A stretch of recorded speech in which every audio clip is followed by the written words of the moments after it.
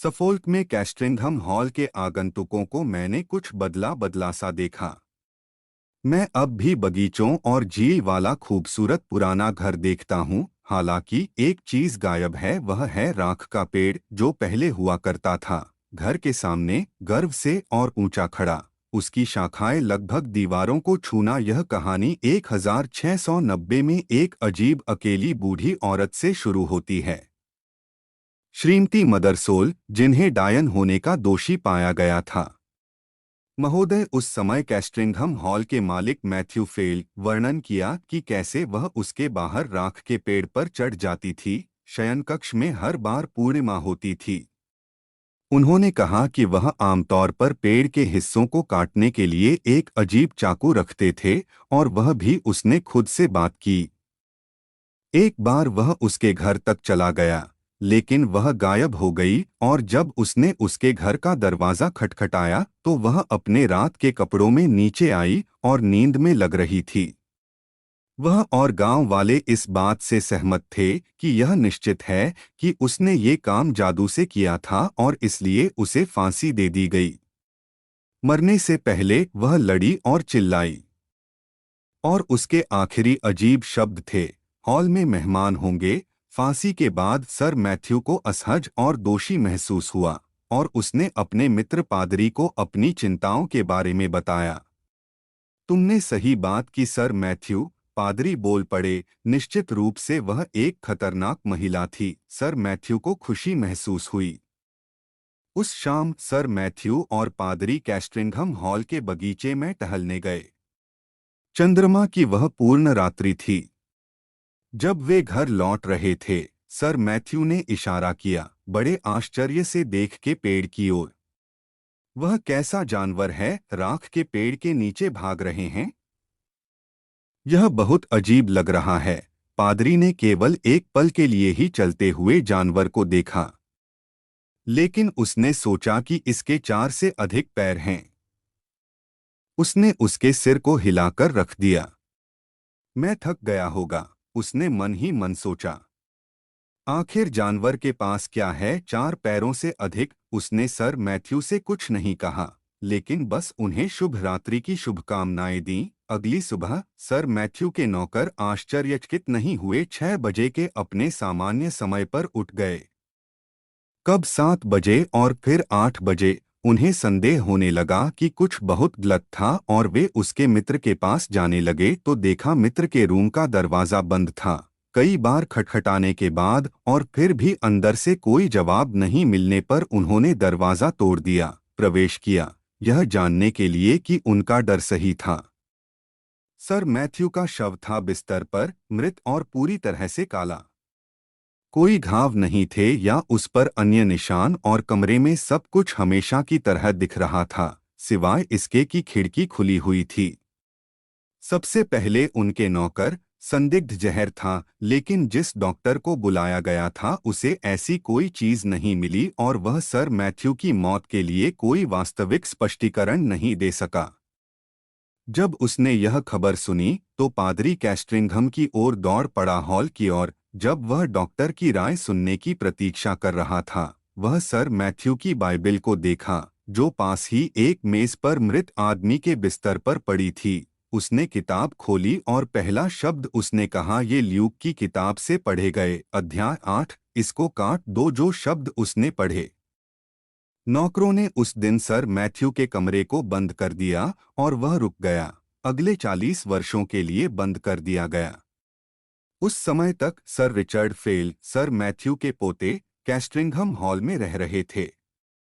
खासकर इसके कुछ हिस्सों के पुनर्निर्माण पर उन्होंने स्थानीय चर्च को बड़ा बनाने का भी निर्णय लिया, ताकि उनका चर्च के नए हिस्से में परिवार को एक अच्छी नई सीट मिल सकती है।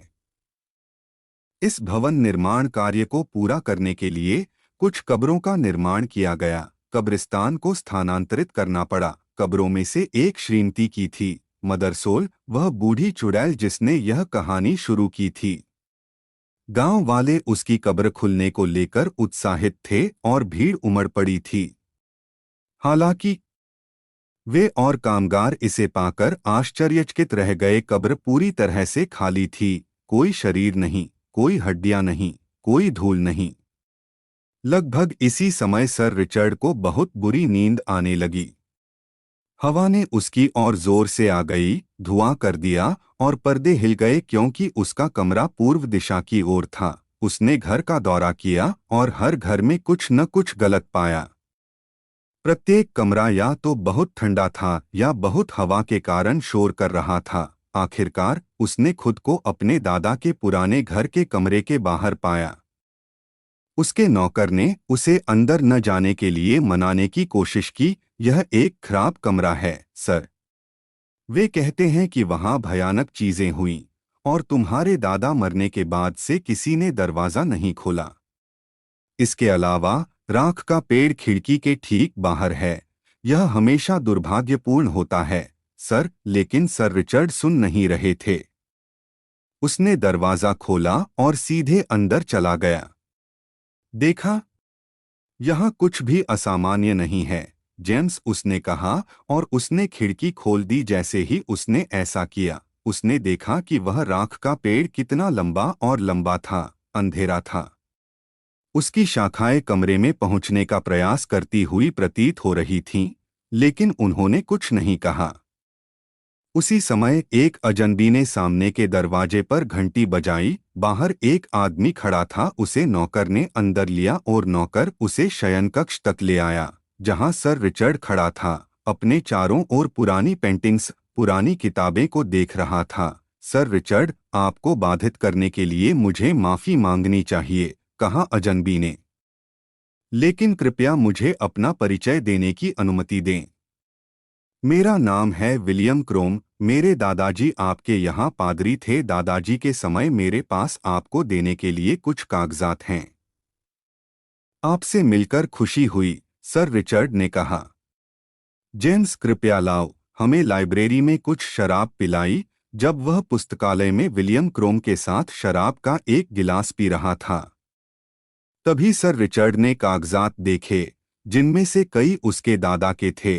ठीक है, ठीक है, सर रिचर्ड ने धीरे से हंसते हुए कहा। कितना बहुत दिलचस्प। ऐसा लगता है कि मेरे दादाजी की बाइबिल का एक टुकड़ा दिया गया है। जिस दिन उनकी मृत्यु हुई उस दिन सलाह दी और आपके दादाजी ने सोचा था कि ऐसा हो सकता है। शयनकक्ष की खिड़की के बाहर उस पुराने राख के पेड़ के बारे में, काटो इसे नीचे से, वे पहले शब्द थे आपके दादाजी ने उस दिन बाइबल खोलते समय देखा। मेरे दादाजी की मृत्यु, क्या आपके पास अभी भी वह पुरानी बाइबल है?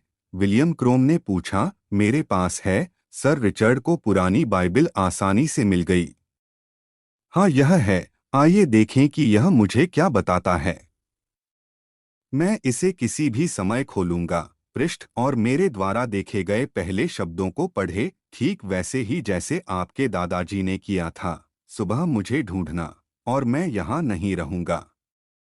सर रिचर्ड को यकीन था कि ये शब्द फिर से राख के पेड़ के बारे में थे।